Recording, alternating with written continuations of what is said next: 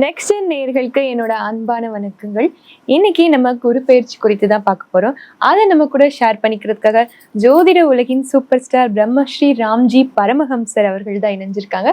வாங்க நிகழ்ச்சிக்குள்ள போகலாம். வணக்கம் சார். வணக்கம். வணக்கம் சார். சிம்ம ராசி நேயர்கள் பத்தி பேச போறோம். அவங்களுக்கான குரு பயிற்சி எப்படி சார் இருக்கு? சிம்ம ராசிக்காரர்கள் சிம்ம ராசி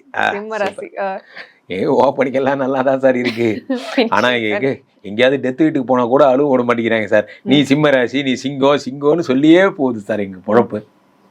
கவலையப்படாதீங்க, சிம்ம ராசிக்காரர்களுக்கு இந்த வருடம் சூப்பரா இருக்கும். காரணம் எப்படின்னா, குரு பகவான் உங்களுக்கு எது இதெல்லாம் ப்ராப்ளமோ அதெல்லாம் சால்வ் பண்ற கடவுளா வராது.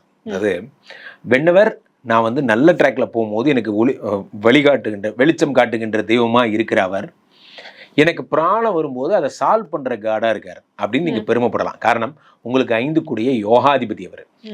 இதுல நிறைய ஜோதிடர்கள் சொல்லாத ஒரு விஷயத்தை நான் சொல்றேன் பாருங்க. இவர் சிம்மராசிக்கு 8 கூடையவர். யாரு? குரு. அந்த 8 கூடையவர் 12 கடகத்தில் மறைகிறார். இது விபரீத ராஜயோகம். 8 கூடையவன் 12 மறைகிறார்.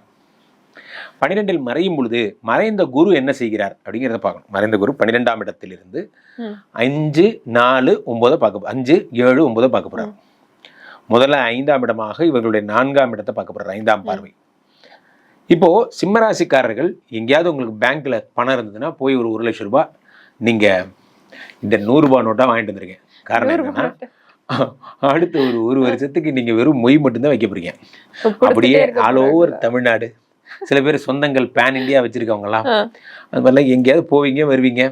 என்ன அண்ணே வணக்கம், என்ன விருதாச்சலத்துல பார்த்தேன், ஆமாடா தங்கச்சி பொண்ணுக்கு வேற, இந்த மாதிரி பிஸியாவே இருப்பாங்க. இந்த வருஷம் ஃபுல்லா இவங்க சம்பாதிக்கிறாங்களா இல்லையோ எல்லாருக்கும் மொய் வைப்பாங்க. அது ஒன்று நடக்கும். 12ஆம் இடம் என்பது சில்வியா சுப செலவுகள். இவங்களே வீடு கட்ட ஆரம்பிப்பாங்க.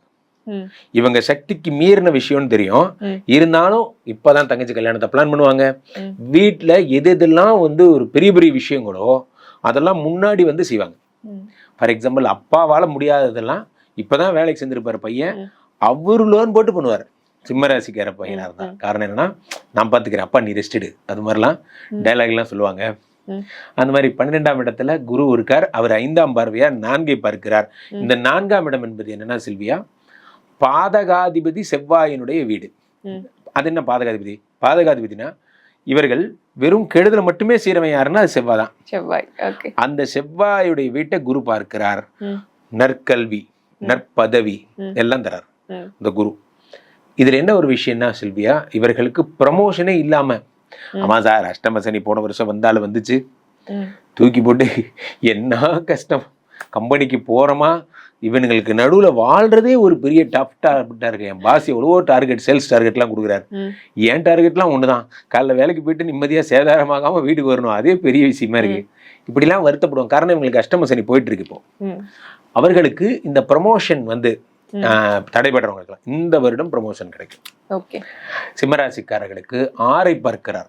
6ங்கிறது என்னன்னா சில்வியா, கடன். கடன். சிம்மராசிக்காரர்கள் அதாவது அதான் நான் ஃபர்ஸ்டே சொன்னேன், வழிகாட்டுற வெளிச்சமாக சில ராசிகளுக்கு இருக்கின்ற குரு இவர்களுடைய ப்ராப்ளத்திற்கு மருந்தாக இருக்கிறார். இந்த கடனால மாட்டி ரொம்ப சார் படாத பாடுபடுறேன் சார், எத்தனை தெரியாம 4-5 பேங்க்ல லோன் வாங்கிட்டேன், இஎம்ஐ போடலைன்னா நம்ம வீட்டு வாசல நிற்கிறான், இந்த மாதிரியான விஷயங்கள். ஸோ அப்போ என்ன நடக்கும் அப்படின்னா, இந்த கடனை தீர்க்கின்ற ஒரு கடவுளாக குரு பகவான் 6 அப்படி பார்த்துடுறார். 6 பார்க்கும் பொழுது என்ன ஆகும்னா, கடன் சரியாகிறது. கடன் சரியாயிடும். அதான் இருக்கிறதுலே பெரிய விஷயமே. கண்டிப்பா கண்டிப்பா. கடன் தீர்ந்தாலே பாதி. சார் நிறைய பேர் சொல்லுவோம், என் வாழ்க்கையில நான் எல்லா கடனையும் அடைச்சிட்டு நிம்மதியா கால் நீட்டி தூங்கணும் அப்படி சொல்லுவோம். அது இந்த ஜென்மத்தில் நடக்க போறது இல்லை. அது என்னமோ எல்லாருமே ஆசைப்படுற விஷயமும் அதுதான். ஆனா அது நடக்காத விஷயமும் அதுதான். ஏன்னா மனசு ஒரு கடன் முடிச்சா அடுத்த கடன் நம்மளை இழுத்துட்டு போயிட்டே இருக்கு. அந்த கடனை இவர்கள் அடைப்பார்கள் வருஷம். அதே மாதிரி 8ஆம் இடமாகப்பட்ட அஷ்டம சனி, அஷ்டமத்திலே சனி பகவான் இருக்கிறார். அதை குரு பார்க்கிறார். பார்க்கும் பொழுது அஷ்டம சனி கிளியர் ஆகிறது.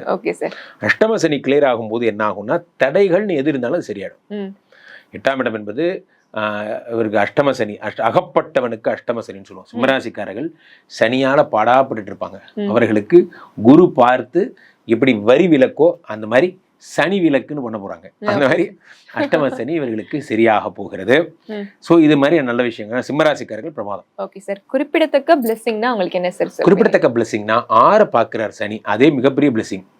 இப்போ இது என்ன ஒரு விஷயம்னா, இந்த டிசம்பர் 6ஆம் தேதிக்கு அப்புறம், இந்த வருஷம் டிசம்பர் 6ல இந்த ராகு 6க்கு வர்றார் மகரத்துக்கு. அத குரு பார்க்கும் பொழுது குரு சண்டால யோகம் என்பது ஏற்படும். அதே மாதிரி 12ஆம் இடத்திலே இந்த வருஷம் புரட்டாசி மாசம் எல்லாம் செவ்வாய் பகவான் நீச்சம் அடைகிறார். இதுல கடகத்துல. அப்போ நீச்ச பங்க ராஜ யோகம் ஏற்படும் இவருக்கு. ஏற்பட்டு என்ன ஆகும்னா, இவருக்கு திடீர் பண வரவு, திடீர் இடம் சேர்க்க போன்றவை நடக்கும். சிம்மராசிக்காரர்கள் இந்த பீரியட்ல தான் சொத்து சேர்த்துவீங்க. ஓகே சார், இவங்களோட பாசிட்டிவ் பர்சன்டேஜ் எந்த அளவுக்கு சார்? பாசிட்டிவ் பர்சன்டேஜ்னு பார்த்தா சிம்மராசிக்காரர்களுக்கு 100க்கு 90 மார்க். 100க்கு 90 மார்க். Okay sir.